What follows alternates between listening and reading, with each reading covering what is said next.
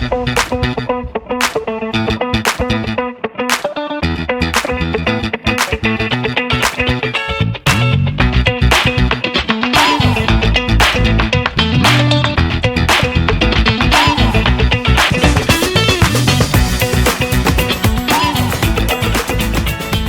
and welcome to the Self Storage Made Simple podcast. I'm your host, Thaddeus Campbell.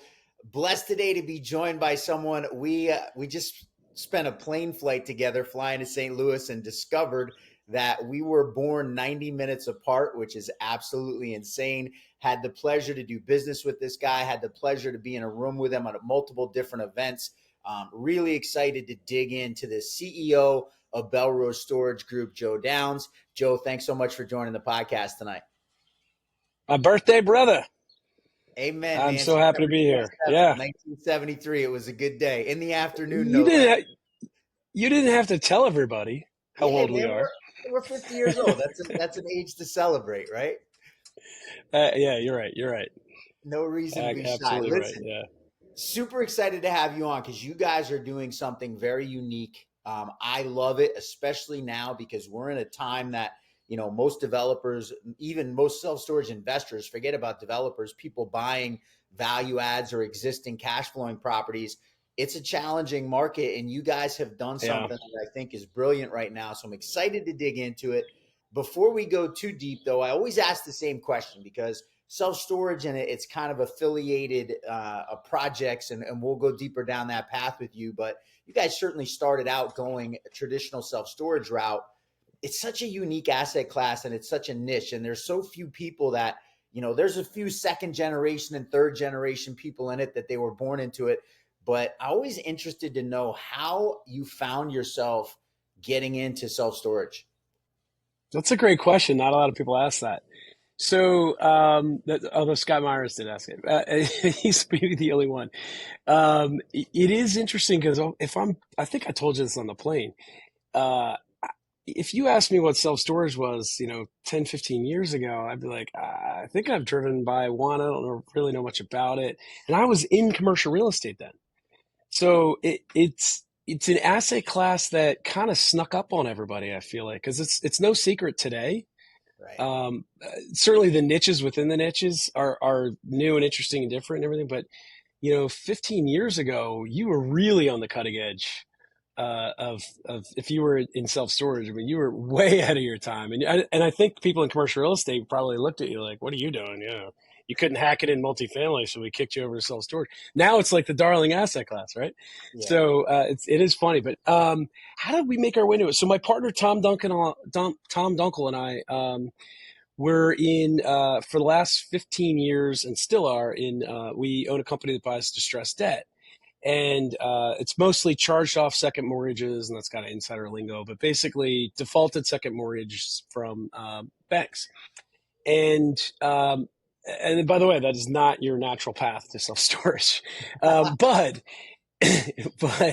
what was interesting, two things happened. One is, and this is before that, I was just mentioning before we jumped on here, my prior life, I was in commercial real estate in doing 1031 exchanges. Into tenant and common syndications through broker dealers. But they raised a lot of money doing that. And that's kind of a niche within real estate. I guess you could say we like niches. You have to recognize your strengths and your weaknesses, right? I can't compete with the big boys in anything. So we just try to find our niches and learn more than others, I guess, in them. But so happenstance ended up into distressed debt. But while we were in distressed debt, there was a political period where there was a lot of pressure on banks, made it very challenging for them to sell. And so we found ourselves in like a 3-year period where we couldn't buy anything. Banks weren't selling. And, you watch a company or building go like this and into really not a company anymore. And we kind of looked at each other one day and say, we don't really have a business here. We have a hobby. It's a very lucrative hobby when we're able to play it. If that makes sense, but it's a hobby. We can't guarantee when we'll be able to buy the debt again and what we can. So we just kind of went back out, started looking around, and we had been to enough conferences, I guess, to have ended up on, and always, of course, we're always in, your alternative investment conferences, niche it, everything. That's just my thing. Like shiny object, what is it? Can I figure it out type of thing. That's my syndrome. But, um, so I started receiving emails, I think is how it happened, from Scott Myers, who has an education program. Scott, obviously very well. And one of them just resonated with me. And I think because of my prior life of raising money for 1031 exchanges, mostly for multifamily and office, but also for distressed debt and, well, that wasn't exchange, but raise money for distressed debt deals and hotel deals. And so I had a little bit of knowledge about hotels, a little bit of knowledge about multifamily, having raised money for them, just enough to be dangerous. I'm not the operator. I'm not, and then along comes this storage with whatever bullet points or facts he was throwing at me. And I was like, well, this is interesting. It's kind of like, because I always tell people when you manage a hotel, you're managing by the night, and when you manage multifamily, it's their annual contracts, right? So nightly, annual, and here's a storage in between it monthly. And it just felt like a really good rhythm to be able to manage your asset with changing environments. And then, the marketing materials are, no toilets, no tenants, no trash. I'm like, well, there's still tenants, and sometimes they leave trash, but definitely no toilets. And, but, obviously all more manageable, and we're not landlords, as you know, and we're not lien lords like we were in debt. Um, we're, we're, we're, we're real estate operator. We provide space for people to store their stuff. So it's a contract situation. It was just a lot of things that were interesting to me in a space in commercial real estate that I'd never really heard of, meaning I'd driven by them. I guess I looked at them, but I didn't, never needed one. We're 50 since you outed us. We're of the generation that really didn't grow up needing self-storage for the most part. Never really looked at it. I have an attic, a garage, and a basement. If I need self-storage, we got a problem, right? So, a hoarding problem, that is. But, so that's just, it really was never top of mind until these emails started coming in. And then I'm that guy that I'll buy it. I'll sample it. So I bought his home study course. I read it and went, huh, this is interesting. And then I didn't do anything with it. And then maybe a year went by, and I got a call from them saying, "Hey," or an email call, whatever. We're doing a road show. We'll be in Philadelphia. Because they've been inviting me to their academies in Indianapolis or wherever. I was like, I'm not traveling to go. I don't know enough yet. But here it is, coming to my backyard. I paid for it. What do I do? So it was a Friday, Saturday, Sunday, maybe. Friday night, I think, all day Saturday, all day Sunday.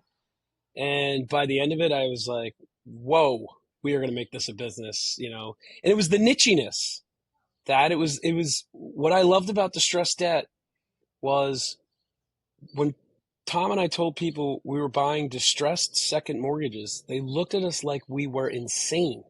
And that's the look you want from people, because that's when you're in something that most people are not familiar with. Oh, no. And from there, it's just education and being an entrepreneur and creativity. And here was this asset class in commercial real estate that nobody really knew about, or nobody in my circles was talking about. And it was not as big as all the others, but certainly big enough and certainly exploding. And, there's over 50,000 self-storage facilities out there. They're quietly hidden everywhere, I guess. And then the key stat for me was, at the time, it was something like 70 or 75% of them were owned by mom and pops, not by REITs, not by institutions, not by sophisticated individuals, by mom and pops. And that for me was the holy moly, this is a niche that's just waiting for, and it's not too late. We weren't too late to the game. It wasn't 70%, now 30%. It was the lion's share is owned by mom and pop. We've got to be able to, if we're worth anything, we've got to be able to make this work. So I took Tom out to an academy, and the rest is history. It might have been more wordy than you were looking for with an answer. Sorry about that. Absolutely perfect. And there's a reason I asked that question first. Without fail, it gives me like 30 different follow-up questions that I can ask. I'm going to You're sneaky. And you open this. Yeah, listen, I got to make this as easy on myself as I can. Right. I had one that I wanted to ask, and you opened the door wide. So I appreciate. You'd almost think we planned this ahead of time, which we did not. But I wanted to talk to you because it's very clear you guys as a company, Tom, Tim Kane, who I know very well as well. You guys are very spend a lot of time and money, quite frankly, on going to events. I met you down in Sarasota Hmm. for the first time in person at the Scott Myers event. We just flew out to St. Louis to a Toy Storage Nation event. I talked to Tom Dunkel a little while ago. I know you guys are part of the Hunter Thompson Raise Masters mastermind as well. Why is it that you guys are so involved in that education mastermind networking space, and what has it done for you guys as a company? Yeah, great question. We believe in education. I believe in networking. I believe in sharpening the saw. I believe it goes back to Stephen Covey's Seven Habits, right? I well, first of all, at the you kind of talked about two different types of events, conferences there, so I'll touch on them that way. One is the toy storage, going to Scott Myers Academy to learn about storage, going to any number of alternative investment conferences, and I met Tom actually at a tax lien seminar in the Pyramid Club in Philadelphia. We had a Nice. mutual party introduce us, so it's just kind of in our DNA to go and learn. Right, we're a student of life, student of business, student. I'm not going to anything, but real estate related, yeah, I'm in. Sign me up. Because there's always an angle, there's always something to learn and to grow. And then, why are we at like SSAs and ISS and masterminds? It's more of the sharpening of the saw, right? It's to go and hopefully learn from people that have been in it longer or smarter. I'm the first to admit I'm not the smartest person in the room, uh, meaning I'm not the dumbest. Hopefully, actually, hopefully I am usually because I'm a sponge. I absorb as much information as I can.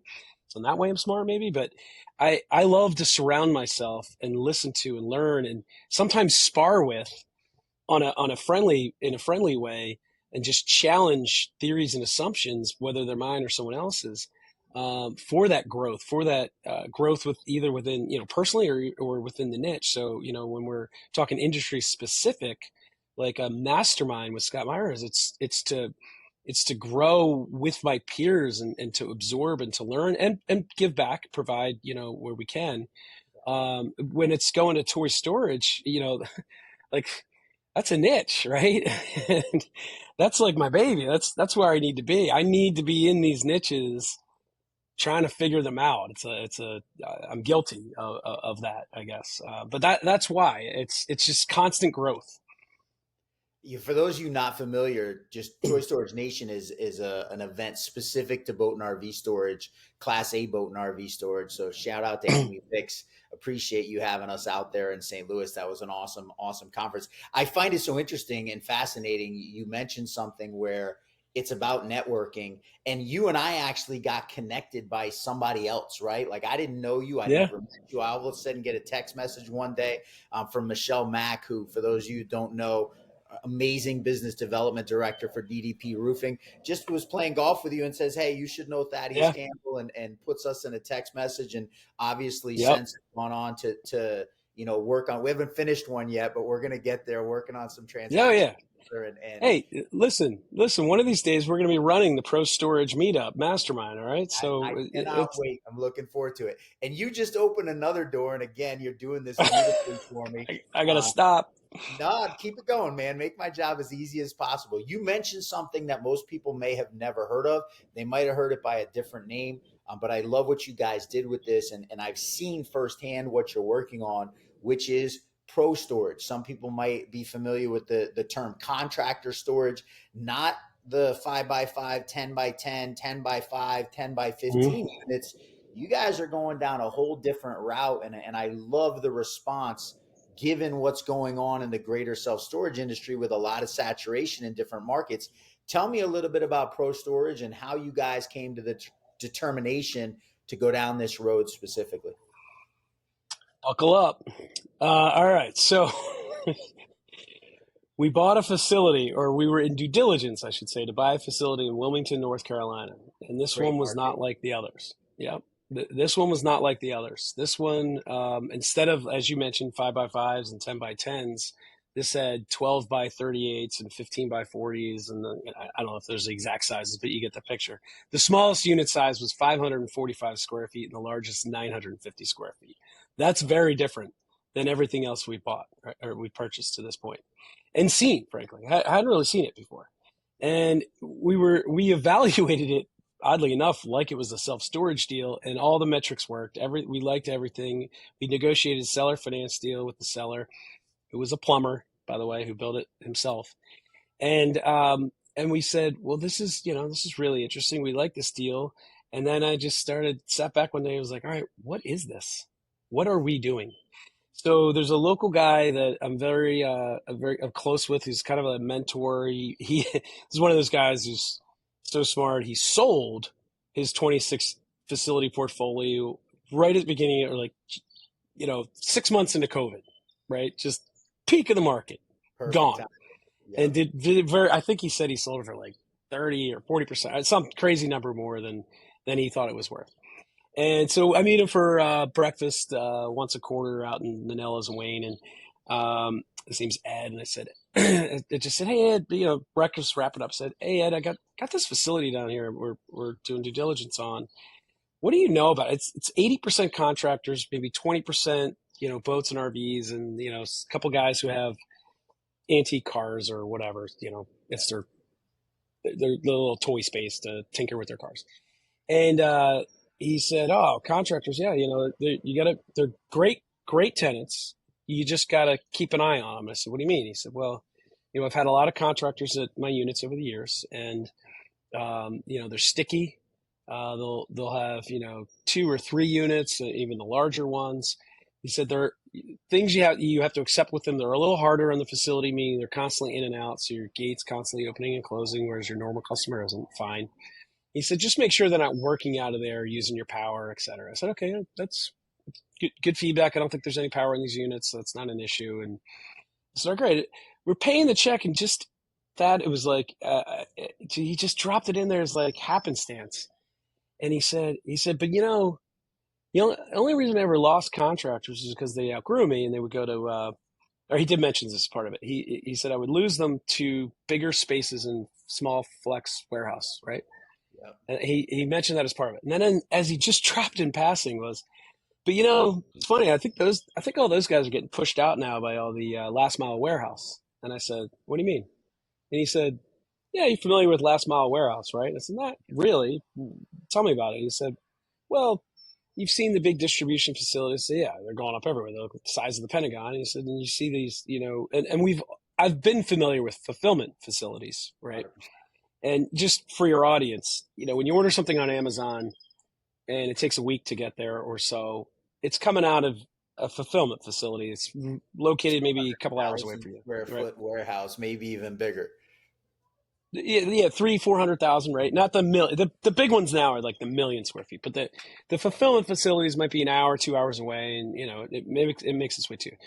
You ever order something and gets there same day or next day? Yep. That's coming out of last mile warehouse, and I know this exactly. And had just experienced this recently, not at the time that I was talking to Ed, but I literally just experienced this recently. I mentioned this on Scott's podcast. My son asked me if he could order a pull-up bar for his door, for pull-ups. Yeah. And I said, yeah, okay, fine. We argued about it. And he said, fine. I was concerned it was going to ruin the door jamb, to be honest with you.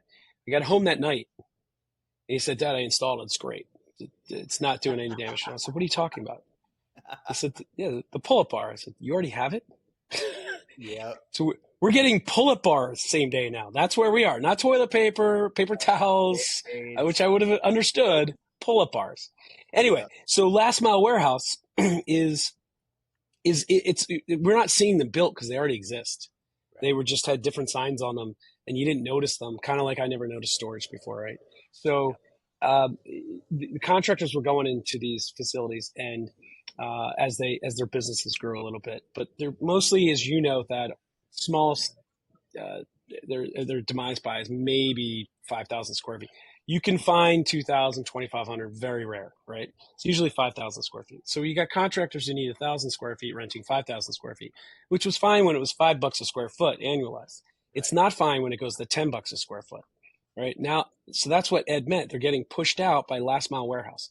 Those leases that were $5 to $10 a foot are now $10 to $20 a foot, triple net. Exactly. So it's pushing out businesses, contractors, you name it, all these trades folks that just can't afford that.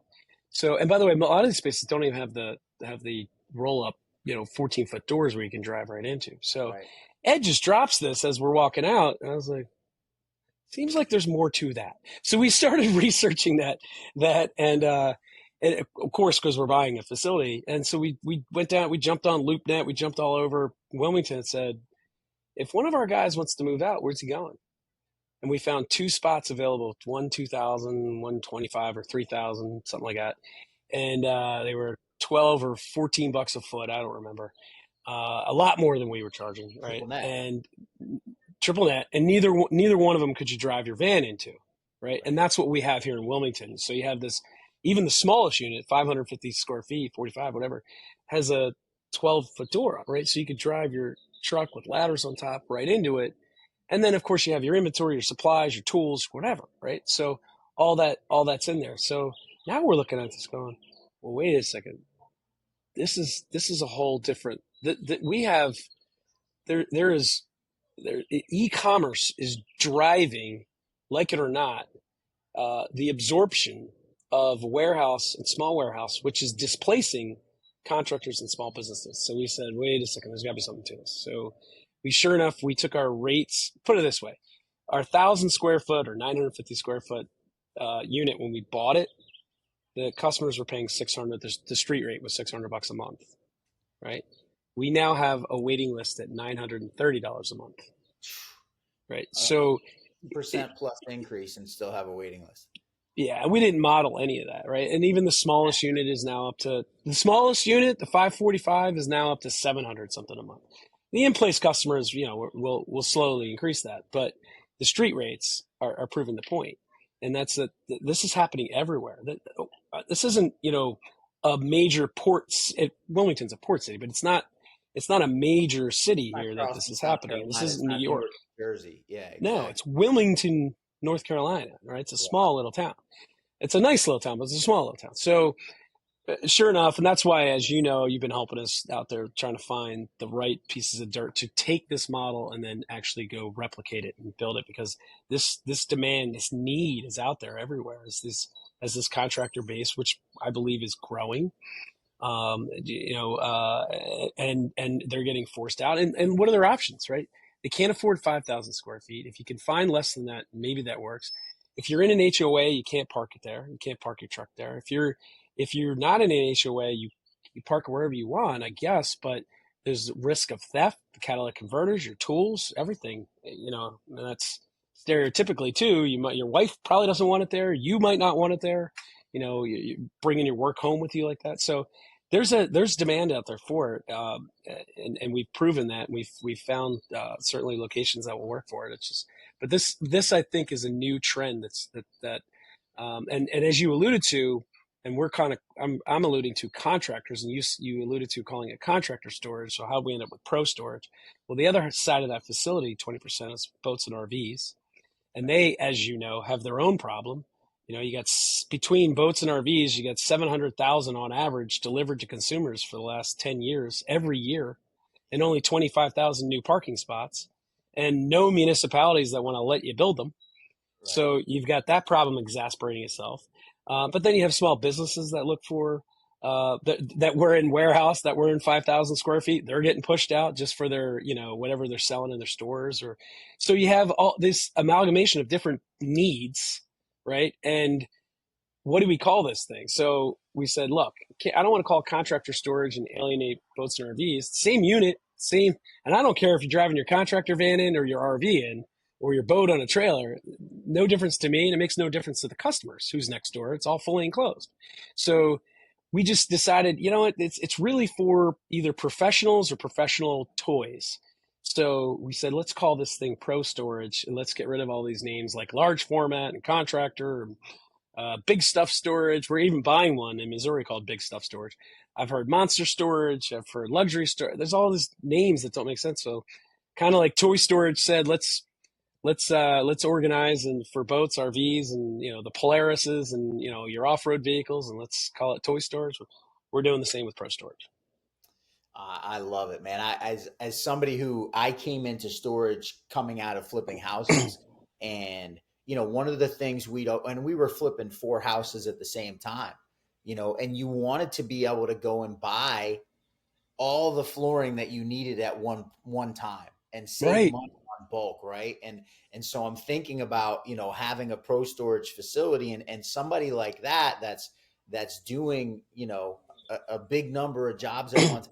They're saving their money on the cost of the facility every month, just on what they're saving and buying Yeah, flooring and drywall and everything in bulk, instead of having to have a guy driving to Home Depot or Lowe's every day, costing you money, which I think is a fantastic thing for the consumer, right? For your consumer in Pro absolutely. Storage. Absolutely. And I don't want to get too far ahead, but the ideas we have with this they're so far ahead of that too. Like, yes, you're right. You can take advantage of bulk discounts or, lumber liquidate or whatever, right? And then you have a place to store it, and that pays for your quote unquote office itself, right? And by the way, nobody's working out of these places. You can still work out of your house and send all your billing and everything from there. But you now have a home for everything related to your business.